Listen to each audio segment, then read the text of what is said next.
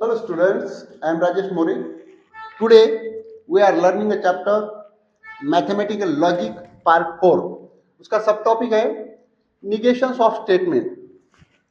ख्याल करो, निगेशंस state board में आता है 1-2 मार्क के लिए और कभी कभी सीईटी में भी इसके क्वेश्चन पूछते रहते हैं. ओके, तो लॉजिक में निगेशन कैसा है? डायरेक्ट नहीं है निगेशन, समझे कि नहीं. रूल्स है, वो रूल के हिसाब से निगेशन करना पड़ता है, देखेंगे हम. तो सबसे पहले देखो निगेशन ऑफ स्टेटमेंट कैसी है इसकी कंसेप्ट समझो. था मैं स्टेटमेंट ले रहा है, केदार, एक स्टेटमेंट ले लो, केदार प्लेज क्रिकेट. इसका निगेशन क्या रहता है? इसका निगेशन ग्रामर का पार्ट है. केदार प्लेस क्रिकेट, इसका निगेशन सीधा है केदार. अब ग्रामर में आपको पढ़ाया गया कि प्लेज है, अगर यहाँ पे यस है तो डज नॉट वगैरह वगैरह लगता है. तो ऐसे टाइप में केदार डज नॉट और इसका फॉर्म आएगा प्ले क्रिकेट. डज नॉट इसका पहला फॉर्म आता, समझे कि नहीं, वर्ब का पहला फॉर्म आता. Kedar does not play cricket. ऐसे टाइप में इसका निगेशन बन गया. केदार प्लेस क्रिकेट, तो इसका निगेशन बन गया Kedar does not play cricket. लेकिन लॉजिक में सभी इतनी इजी नहीं रहती सेंटेंस. लॉजिक के सेंटेंस आप लोगों को मालूम है कैसे है, तो समझे कि नहीं. लॉजिक के सेंटेंस आपको मालूम है. यहाँ पर बताया रूल्स देखेंगे अपन, रूल्स ऑफ निगेशंस. पहले रूल्स ख्याल में ले लो. अब ये बताया मैंने कौन से सेंटेंस है. देखो पी और क्यू है पहला, थोड़ा सा इसका रिवीजन करेंगे. पी और क्यू. सेकंड वाला है कि पी एंड क्यू. पहला पी और क्यू बताया, दूसरा पी एंड क्यू है. थर्ड नंबर पर, सॉरी ये पहले नंबर पे है दोनों, ये दूसरा है. थर्ड सेकंड पर क्या बताया है? पी इंप्लाइज क्यू बताया. नंबर थर्ड पर पी डबल इंप्लीकेशन क्यू, ऐसा लिया है मैंने. और चौथे नंबर पर negation P. Okay, like this. तो थोड़ा सा समझ लो पहले. पी और क्यू थोड़ा रिवाइज करेंगे. और कैसा रहता है? और बोले तो डिसजंक्शन, इसके पहले की वीडियो आप देख लो, डिसजंक्शन. ओके, और ये जो है हम इसका सिंबल क्या था? ये ऐसा वी टाइप सिंबल था, समझे कि नहीं. ऐसा टाइप के स्टेटमेंट है पी और क्यू. इसका सिंबल वी टाइप का है. इसका स्टेटमेंट एक आधा याद करो, बहुत सिंपल है. केदार कैसा हो स्टेटमेंट? केदार प्लेज क्रिकेट और केदार प्लेज फुटबॉल. ऐसे टाइप में प्लेज फुटबॉल. ओके, ऐसे टाइप में सेंटेंस रहते थे. मतलब क्या है, कैसा रहता था इसमें? Two statement join by connective और. अगर और से दो स्टेटमेंट हम ज्वाइन करते हैं तो हमने क्या लिया था? डिसजंक्शन. ओके, याद आ रहा है आपको? ऐसे टाइप में. अब ये पी एंड क्यू ये ऐसा रहेगा. कैसे किया था इसका डेफिनेशन पी एंड क्यू की? टू स्टेटमेंट क्या बोलते करते थे हम इसको? P and Q. क्या बोलते इसको? कंजंक्शन. अपने लॉजिक में क्या बोलेंगे हम इसको? कंजंक्शन. इसके पहले की वीडियो देख लो. ओके, और इसका जो ये था सिंबल था, सिंबल कैसा था कंजंक्शन का? एंड ये के जैसा, लेकिन उसको लाइन नहीं रहती, समझे. इसके सेंटेंस, इसके स्टेटमेंट, कौन से स्टेटमेंट? एक आधा स्टेटमेंट याद करो, बहुत इजी है. जो if two statement are join by and then it is called as conjunction. उसको क्या कहेंगे हम? कंजंक्शन. इसी सेंटेंस को बना सकते हैं हम. Kedar plays cricket and okay, Kedar place football. वो क्रिकेट भी खेलता है और वो फुटबॉल भी खेलता है, समझे कि नहीं. मतलब क्या है कि sentence which are joined by and, तो उसको क्या कहते थे हम? P and Q, conjunction. Okay, ऐसे टाइप में. उसके बाद में पी आता है, पी इंप्लाइज क्यू, इंप्लीकेशन. क्या बोलते थे इसको? इंप्लीकेशन. ख्याल करो. ओके, इसका सिंबल क्या था? एरो जैसा, ऐसा, समझे कि नहीं. ऐसा एरो जैसा उसका सिंबल था. इसका एक आधा स्टेटमेंट याद करो. इंप्लीकेशन का स्टेटमेंट कैसा? बहुत है, समझो. एक आधा स्टेटमेंट कैसा है? If Ram studies hard then, if then के सेंटेंस थे ना वो, इफ और देन, ऐसे टाइप में. If Ram studies hard then he will get success. बराबर है कि नहीं? तो ये जो है इम्प्लीकेशन के सेंटेंस, इफ और देन इसका कंजंक्शन रहता है, इफ के सामने सेंटेंस आता है, देन के सामने दूसरा सेंटेंस आता है, उसका स्टेटमेंट आता है, समझे कि नहीं? तो ऐसे टाइप में इम्प्लीकेशन के स्टेटमेंट रहते हैं। If Ram studies hard then he will get success, okay, तो हम ऐसा बताते हैं उसको। उसके बाद में पी इंप्लाइज क्यू, समझे कि नहीं? इम्प्लीकेशन क्या है इसका? Double implication. कौन से स्टेटमेंट है ये? Double implication. हल करो, डबल इम्प्लीकेशन। उसका सिंबल दोनों तरफ एरो रहते थे भाई, समझे कि नहीं? दोनों तरफ उसके एरो रहते थे, डबल इम्प्लीकेशन, दोनों तरफ एरो। एक आधा स्टेटमेंट यहीं पे लिखा है मैंने, देखो, इफ एंड ओनली इफ, इसमें क्या रहता? इफ एंड ओनली इफ, ये इंपॉर्टेंट है। इफ एंड ओनली, जिसका मीनिंग भी बताया था मैंने आपको। इफ एंड ओनली का सिर्फ और सिर्फ वही, समजले की नाही? मराठी फक्त आणि फक्त तेच, अलग अलग से सिर्फ और सिर्फ वही।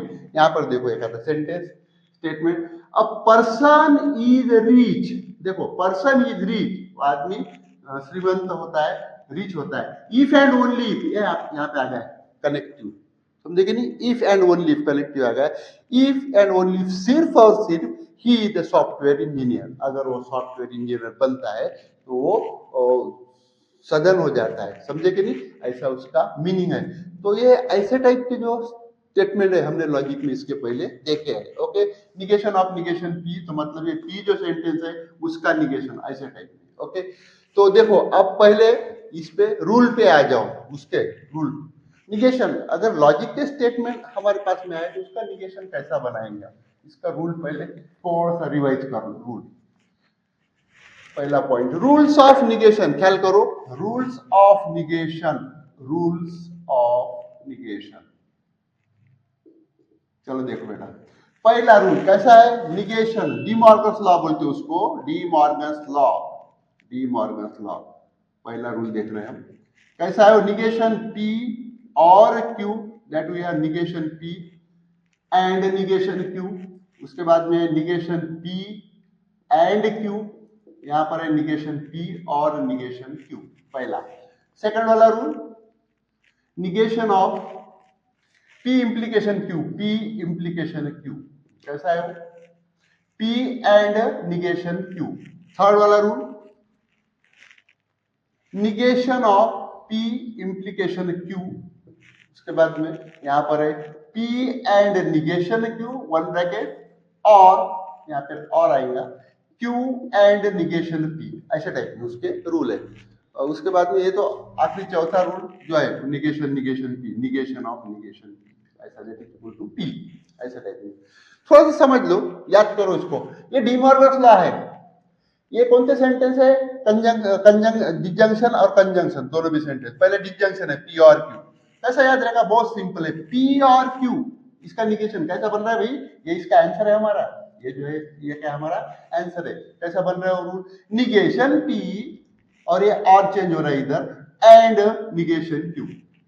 ख्याल करो, निगेशन पी और क्यू, तो इधर क्या हो रहा है? निगेशन पी और का चेंज हो गया एंड निगेशन क्यू, समझ में आ रहा है? Similarly negation P and Q, यहां पर कंजंक्शन का स्टेटमेंट है, इसका रूल कैसा बन रहा है? निगेशन पी और ये एंड जो है इसका चेंज हो रहा है, एंड का निगेशन, निगेशन पी और निगेशन क्यू, समझे गए? बहुत ही सिंपल है याद रखने के लिए। निगेशन पी और क्यू, इधर और है उधर and, negation P and negation Q, इधर निगेशन पी एंड क्यू, इधर एंड है उधर और आएगा आंसर में। निगेशन पी, सॉरी, इधर एंड है उधर और आएगा, तो निगेशन पी एंड क्यू, तो वो कैसा हो रहा है? निगेशन पी और निगेशन क्यू। सिमिलरली थर्ड वाला इंप्लीकेशन का स्टेटमेंट बता दिया मैंने आपको कैसे रहते, तो निगेशन इंप्लीकेशन आ गया, P and P implies Q, ऐसा आ गया, तो उसका निगेशन ख्याल रखो, पी एंड निगेशन क्यू। देखो उसका निगेशन कैसा हो रहा है? निगेशन पी एंड क्यू, पहला पी एज इट इज, उसके बाद में एंड आ रहा है यहाँ पर, और यहाँ पर निगेशन क्यू आ रहा है। ख्याल करो इसका निगेशन कैसा हो रहा है? ऐसे हिसाब से चलना पड़ेगा, ऐसे हिसाब से हमको आंसर लिखना पड़ेगा। हम कुछ भी लिख देते हैं तो गलत हो जाता है, मार्क्स नहीं मिलते। सीईटी में तो बहुत ही डीप रहता है। और एक बात ख्याल रखो, जो स्टेट बोर्ड की जो थ्योरी है वही सीईटी की थ्योरी है, उसकी कोई अलग थ्योरी नहीं है। तो ये अगर आप अच्छी तरह डीप में ख्याल में लेंगे, पढ़ेंगे, तो आपको सीईटी को बहुत उसकी मदद होगी। आ जाओ नंबर थर्ड पे, negation P double implication Q, double implication if and only for statement, okay, कैसा हो रहा है इसका रूल? पहले ब्रैकेट में स्टार्ट करो, देखो कैसा है इसका रूल, देखो कैसा है। तो पहला ब्रैकेट कैसा बन रहा है? डबल इंप्लीकेशन वाला, पी एंड निगेशन क्यू। पहला ब्रैकेट कैसा हो रहा है? पी से स्टार्ट हो रहा है, P and negation Q, bracket complete. अब आ गया और उसके बाद दूसरे ब्रैकेट में Q and negation P, Q and negation P. ख्याल करो, ख्याल में बना रखो, पी से स्टार्ट करो, P and negation Q, bracket complete. अब एंड हो गया और आ गया बीच में, और निगेशन और दूसरा bracket Q and negation P.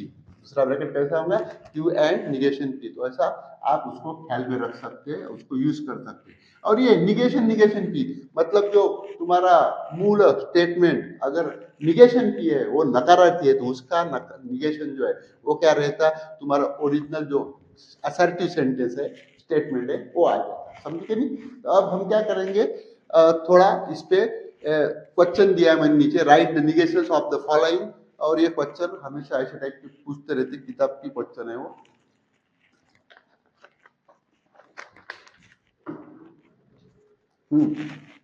देखो इसका एक्सरसाइज सॉल्व कर रहे हैं हम। Question one, write the negations of the following. नीचे जो दिए हुए स्टेटमेंट है उसके हम निगेशन लिखेंगे।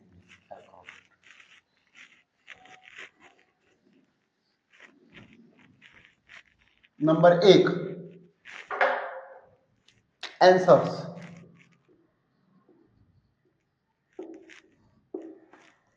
कैसा है? Number 1, √2 is a rational number. पहला, √2 is a rational number, rational number. ख्याल करो बेटा, इसका निगेशन करना है मुझे। Right the negation of the following. एक एक दो दो मार्क के रहते हो, स्टेट बोर्ड में भी रहते हैं और सीईटी में भी रहते हैं। √2 इज अ रैशनल नंबर। इसका बहुत इजी है, इसका कैसा होगा? √2 इज, बहुत इजी है ये, सीधा सीधा सेंटेंस है। अब ख्याल करना, कभी भी निगेशन बनाते वक्त, स्टेटमेंट के निगेशन बनाते हो, ये जो वर्ब है ना, कोई भी वर्ब, इज और सॉरी इज आर, ऐसे जो वर्ब आएंगे वो उसके सामने नॉट लिखना। समझे कि नहीं? √2 इसके सामने, √2 इज नॉट, ऐसा चलेगा वो। इज नॉट मतलब वर्ब के सामने not. √2 is not a rational number, rational number. समझ में आ रहा है कि नहीं? तो ये हो गया आपका ये स्टेटमेंट का निगेशन। समझे? √2 इज अ रैशनल नंबर, तो उसका निगेशन हो गया √2 is not a rational number. समझे कि नहीं? बहुत सिंपल है वो। सेकंड वाला देखेंगे। दूसरा, तिरुपति, लिख लेता मैं पहले, Tirupati is in Andhra Pradesh, Andhra Pradesh. Okay, इसका निगेशन, आंसर, तिरुपति इज, ख्याल करो, वर्ब के सामने नॉट, बस, कोई दूसरा उसमें टेक्निक नहीं है। तिरुपति इज, उसके सामने not, Tirupati is not in Andhra Pradesh, in Andhra Pradesh, वो आंध्र प्रदेश में नहीं है, ऐसा उसका मीनिंग हो गया है। ओके, चलो उसके बाद में थर्ड वाला देखो, थर्ड वाला क्या बोल रहे थर्ड पे हम? थर्ड क्या है? All equilateral triangles are isosceles, all equilateral triangle are isosceles. समझे? सभी इक्विलैटरल ट्रायंगल आइसोस्केलेस है, उसका मीनिंग है। देखो तो अब बेटा देखो, और भी इसके रूल, निगेशन के रूल है, मैं पहले बता दिया, मैंने यहाँ पर भी लिख के बताया। देखो यहाँ पर, तो यहाँ पे कैसा है, ये जो स्टेटमेंट है, ये स्टेटमेंट अगर ऑल आ जाता तो इसका हमको चेंज करना पड़ता सम, निगेशन बनाते वक्त। ओके, अगर मूल स्टेटमेंट में और आ जाता क्वेश्चन स्टेटमेंट में, तो उसका चेंजिंग क्या करेंगे हम? सम, ऑल की जगह सम। सिमिलरली सम अगर वो स्टेटमेंट में आता है क्वेश्चन स्टेटमेंट में, तो उसका चेंजिंग हम आंसर में करेंगे ऑल। ओके, मैंने यहाँ पर लिख के दिया है, यहाँ पे all changes in some and some changes in word all. Okay, आ जाओ, अब वो हिसाब से चलना पड़ेगा हमको। तो यहाँ पे आ गया all equilateral triangles are isosceles, ये ऑल को मैं चेंज कर रहा है, करना पड़ेगा। ओके, ऑल कैसा चेंज हो रहा? ऑल का चेंज करो some, equilateral as it is, equilateral triangle, okay, triangle, equilateral triangle. Or isosceles वही रूल है, जो वर्ब रहेगा मूल स्टेटमेंट का, क्वेश्चन स्टेटमेंट, तो उसके सामने नॉट लिखो। ट्राइंगल आर नॉट आइसोस्केलेस, समझे कि नहीं? इसका सीधा सीधा रहता है एक एक मार्क के लिए, लेकिन ये करना पड़ता है। अगर आपने ऑल की जगह ऑल ही लिख दिया तो फिर मार्क तो कटने वाले हैं, क्योंकि रूल के हिसाब से नहीं हो रहा, वैसा ही करना पड़ेगा। ओके, जैसा रूल में दिया है वैसा, समझे कि नहीं? अब देखो फिफ्थ नंबर का एक पहले यहां पर ले लेता। फिफ्थ, क्या है fifth number? Kedar plays cricket. बैठेंगे यहां पर, लिख ला मैं, केदार प्लेज क्रिकेट। स्टेटमेंट ऐसा है, Kedar plays cricket and Kedar takes coffee, and Kedar takes coffee. Okay, Kedar plays cricket and Kedar takes coffee. Number fifth, इसका हम निगेशन बना रहे, बदल गया बेटा, अब रूल लग रहे हैं यहाँ पे, समझे कि नहीं? अब इसका निगेशन चेंज हो रहा है, बदल रहा है। केदार प्लेस क्रिकेट, दो स्टेटमेंट है, निकाल लो। पहले पी स्टेटमेंट निकाल लो, तो केदार प्लेज क्रिकेट, ये पहला पी स्टेटमेंट हो गया, केदार प्लेज क्रिकेट। ओके, दूसरा क्यू स्टेटमेंट निकाल लो, ये एंड के बाद में क्यू, ज्वाइनिंग एंड है वहां पे, क्यू, तो क्या है? Kedar takes, Kedar takes coffee, ये उसका दूसरा स्टेटमेंट है। केदार प्लेस क्रिकेट पहला स्टेटमेंट टी, और केदार टेक्स कॉफी ये दूसरा स्टेटमेंट। ओके, निगेशन बनाना पड़ रहा है। ओके, कनेक्टर देखो, कनेक्टर क्या है? कनेक्टिविटी, कनेक्शन जो है एंड है, समझे कि नहीं? जिसको हम लॉजिकल कनेक्टिव्स बोलते थे पहले नंबर का वीडियो। ओके, लॉजिकल कनेक्टिव, समझे कि नहीं? तो कंपाउंड स्टेटमेंट वगैरह उसमें थे, कंपाउंड स्टेटमेंट होता। अब यहाँ पर एंड है, समझे कि नहीं? यहाँ पर क्या है? एंड। तो क्या करेंगे हम? पी निकाल लिया, क्यू निकाल लिया, वी हैव सबसे पहले, क्या कर रहे हैं सबसे पहले? अब पहले रूल लिखो वहां पर। रूल कौन सा है? एंड का स्टेटमेंट है बेटा। एंड का स्टेटमेंट बोलते डी मार्कस लॉ में जाना पड़ेगा, निगेशन पी एंड क्यू। पहले रूल लिखो, रूल लिखने पड़ेगा, निगेशन पी एंड क्यू। देखो ये ऐसे स्टाइल से करना पड़ता है स्टेट बोर्ड में, और ऐसे हिसाब से लिखना पड़ता, तो मार्क्स मिलते, मैं बार बार बता रहा हूँ। निगेशन पी एंड क्यू, तो इसका रूल क्या है? D Morgan's law, negation P and Q, that is negation P और निगेशन क्यू। इधर एंड है तो उधर और है, और दोनों सेपरेट है, निगेशन पी और निगेशन क्यू, समझे कि नहीं? ऐसे टाइप में। अब ये जो है, ओके, राइट हैंड साइड, ये हमारा आंसर है, ये हमारा क्या है? आंसर है निगेशन का, समझे कि नहीं? अब वो हिसाब से हम इस स्टेटमेंट का निगेशन करेंगे, वो हिसाब से हम इस स्टेटमेंट का क्या करेंगे? निगेशन। चलो, निगेशन पी और निगेशन क्यू है, मेरा आंसर है निगेशन पी, तो मतलब अब पी का निगेशन लेंगे पहले, negation P. Kedar plays cricket, तो इसका निगेशन कैसा का? आंसर ऐसा आएगा उसका, केदार प्लेज द क्रिकेट, इसका निगेशन करो, निगेशन किया है यहाँ पे। ओके, तो केदार प्लेज द क्रिकेट, अभी मैंने बताया आपको, केदार प्लेज क्रिकेट, तो ये क्या हो जाएगा? Kedar does not grammar play, यहाँ पे डज नॉट आ जाएगा, तो यहाँ पे प्लेस की जगह play, Kedar does not play cricket, ऐसा आ गया पहला स्टेटमेंट। ओके, उसके बाद में ये स्टेटमेंट हो गया कंप्लीट। यहाँ पे क्या है? और है, लिखो वहां पर और, वैसे स्टाइल में करना पड़ेगा। और निगेशन क्यू, यहाँ पे क्या है? निगेशन क्यू, तो स्टेटमेंट का निगेशन क्यू करो। और केदार टेक्स कॉफी, तो इसका निगेशन क्या हो जाएगा भाई? केदार, ऐसे हिसाब से चलना पड़ेगा। Kedar does not, Kedar does not takes coffee है, तो यहाँ पे आएगा Kedar does not take coffee, समझे? तो ऐसे स्टाइल में इसका निगेशन करना पड़ेगा। आपने अगर लिख दिया Kedar does not play cricket and Kedar does not take coffee, wrong हो जाएगा, समझे कि नहीं? ये ऐसे रूल से चलना पड़ेगा, आपको इजी है, समझ? Kedar does not play cricket और Kedar does not take coffee, ठीक है? चलो आगे बढ़ते हैं 6 नंबर पे। उसका निगेशन चालू है, make negation of the following statement. 6 number देखो, 6 नंबर का स्टेटमेंट क्या है?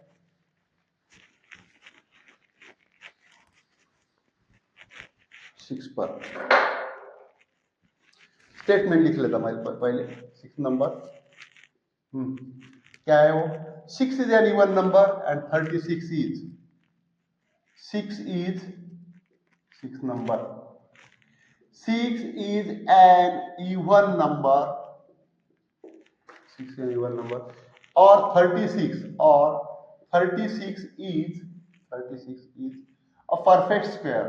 A perfect square.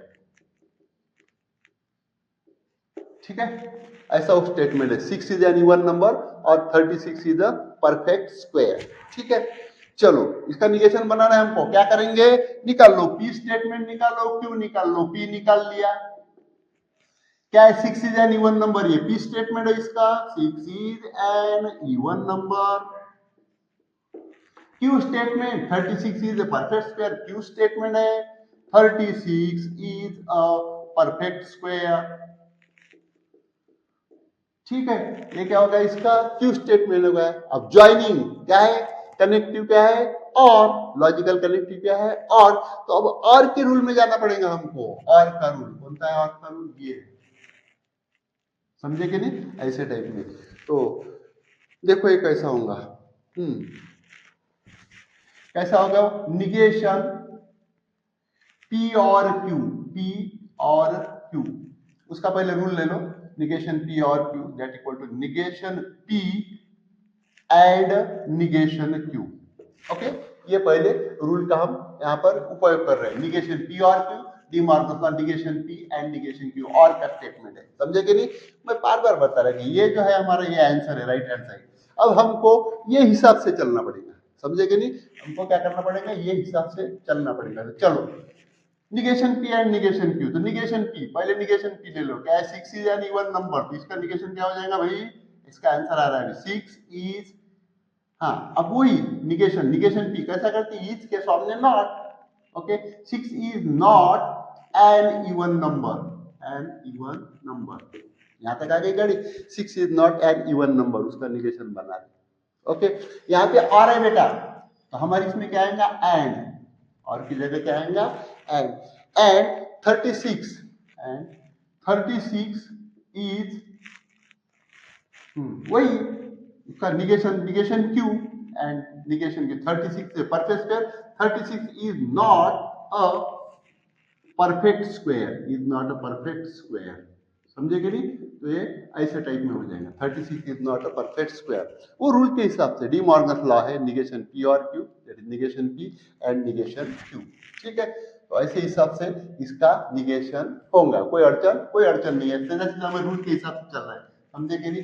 Negation of P and Q, that is negation P और क्यू, और उसके बाद में निगेशन ऑफ पी और Q, that is negation of P and Q. ये डी मॉर्गन लॉ दोनों ही. चलो 7th नंबर देखो, उसका निगेशन हो गया खत्म वहां पर. 7, the diagonals of parallelogram are perpendicular. ये तो बहुत ही इजी है. The diagonals of parallelogram are perpendicular. Parallelogram के जो डायगोनल्स होते हैं वो क्या होते हैं? Perpendicular. Okay, they makes angle of 90 degree. You know that. Diagonals of parallelogram are perpendicular. तो बहुत ही इजी दिख रहा है मुझे. समझे कि नहीं? द डायगोनल्स of parallelogram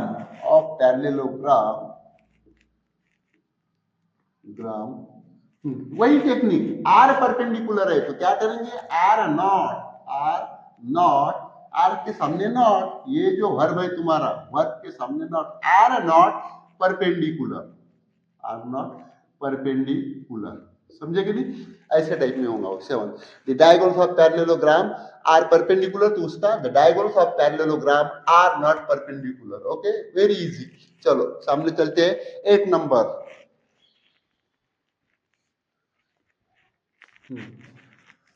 6 हो गया. 8 नंबर पे कॉन्सेंट्रेट हो जाएंगे हम. 8th नंबर कैसा? 8th number. A person is rich.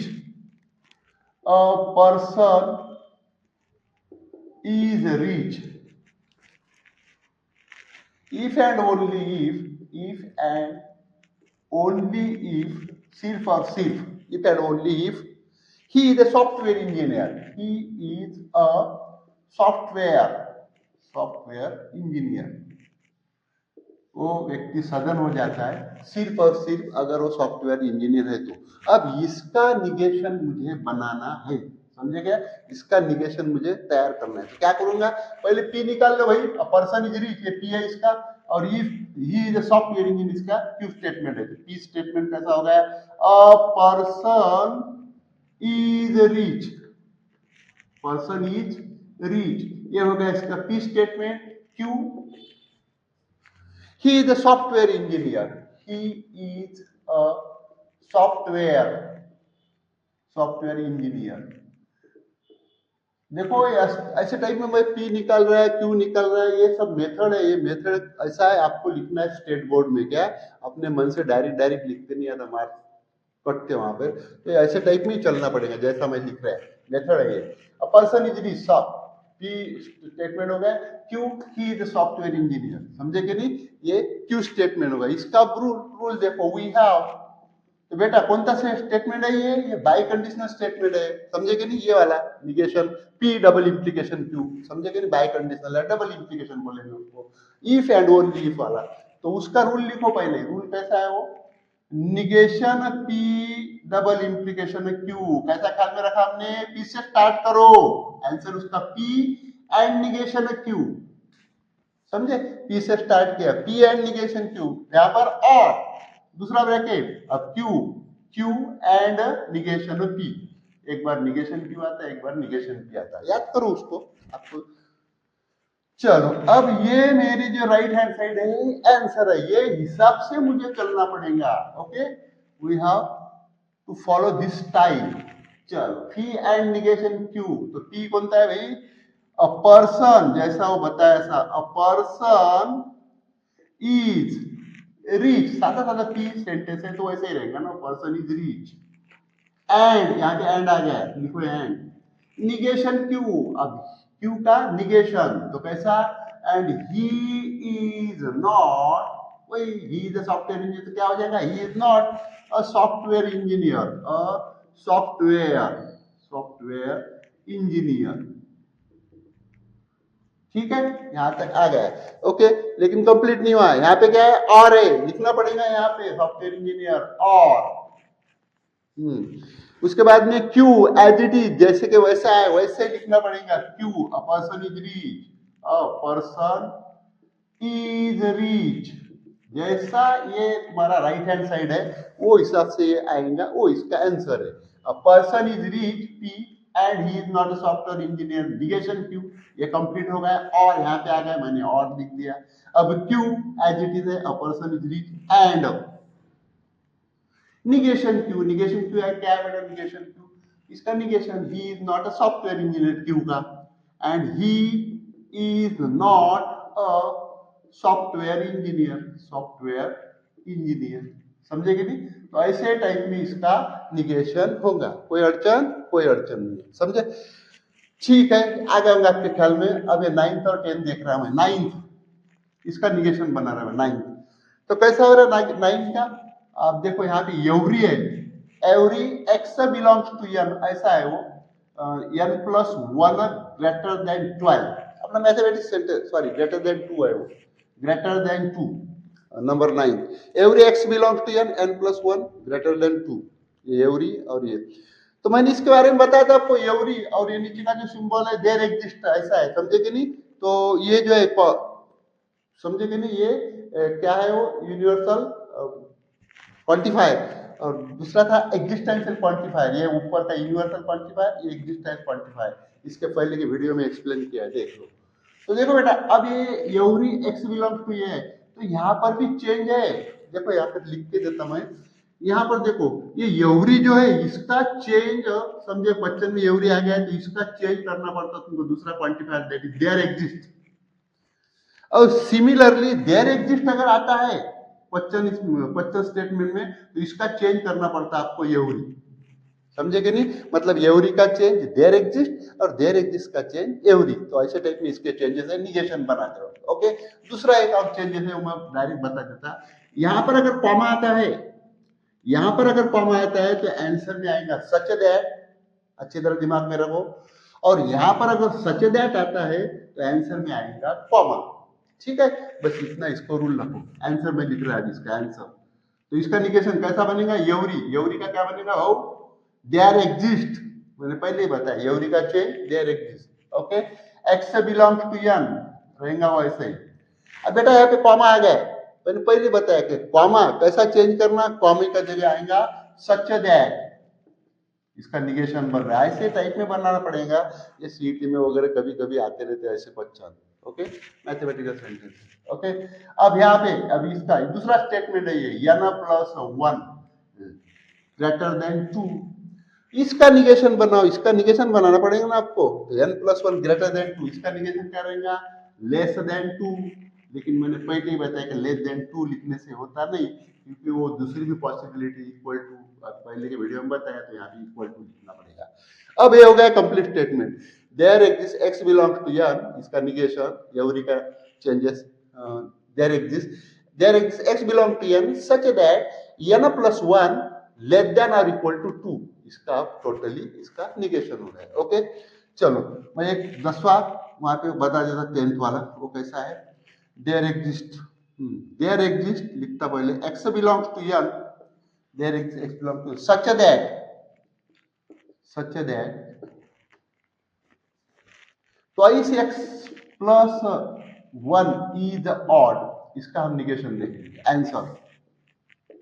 There x belongs to n such that twice x plus 1 is odd, very simple है, बस वही रूल। देयर एग्जिस्ट का चेंज क्या होगा, every x belongs to n।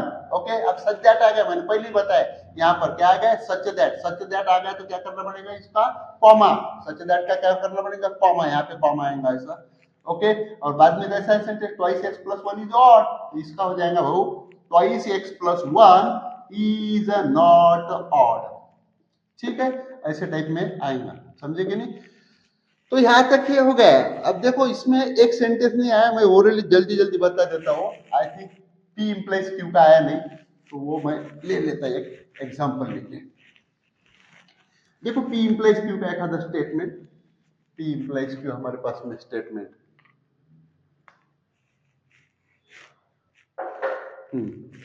देखो कैसा है P इम्प्लाइज Q का एक स्टेटमेंट देख लो, वो आया नहीं, मैं ले रहा है यहाँ पे इम्प्लीकेशन वाला। इम्प्लीकेशन कैसा करना है बस 2 मिनट में बता देता। समझे, मेरे पास में स्टेटमेंट है, इफ से चालू होगा, इफ राम स्टडीज हार्ड, अगर वो बहुत स्टडी करता है, then he will get success, मतलब उसको सक्सेस मिलेगा, समझे कि नहीं। तो ये कौन सा स्टेटमेंट है, ये निगेशन P इम्प्लाइज Q वाला स्टेटमेंट है। ओके, अब वो हिसाब से बनाओ, negation P implies Q, rule लिखो, कैसा हो रहा है, मैं डायरेक्ट कर रहा है थोड़ा, समझे कि नहीं। राम स्टडीज हार्ड, ये P सेंटेंस है, और ही विल गेट सक्सेस ये Q है, ये P है यहाँ पर, एक Q है। Okay, negation P implies Q, negation P implies Q क्या हो रहा है, उसका आंसर क्या है, वो वहां पर है, P एंड निगेशन Q, बहुत इजी है, P एंड निगेशन Q, बस यही हिसाब से इसको बनाओ, तो कैसा बन रहा है वो, P मतलब पहले का सेंटेंस जैसे का वैसा ही है, राम, इसका answer, Ram studies hard and negation Q दूसरे इसका निगेशन बन रहा है, दूसरे स्टेटमेंट का, ही विल गेट सक्सेस, ये इसका Q है, तो इसका कैसा होगा, एंड ही, इसका निगेशन है, he will not get success, उसको सक्सेस मिलेगा नहीं, तो ये इसका निगेशन है। ओके, तो ठीक है बेटा, यहाँ पे रुक जाता मैं अभी, और मेरा अगर वीडियो आपको पसंद आते हैं तो आप अपने दोस्तों के साथ शेयर करो, उनको बताओ, सब्सक्राइब करो। Thank you.